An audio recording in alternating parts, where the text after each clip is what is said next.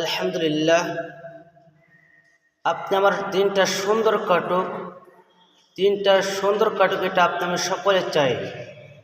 দিন সুন্দর কাটার জন্য দিনের শুরুতে মহান রব্বুল আলামিনের ইবাদত করতে হবে। ইবাদত কি?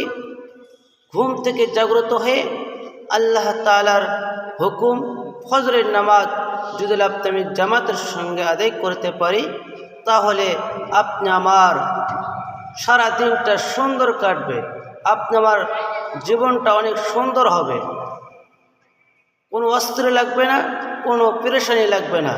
এই জন্য আমি সকলে দিনটাকে সুন্দর করার জন্য আল্লাহর হুকুমটাকে সুন্দর করে পালন করব, আল্লাহর হুকুমটা সুন্দর করে আদায় করব, ফজরের নামাজ জামাতের সঙ্গে সকলে আদায় করব ইনশাআল্লাহ। আমি সকলে চেষ্টা করব ইনশাআল্লাহ।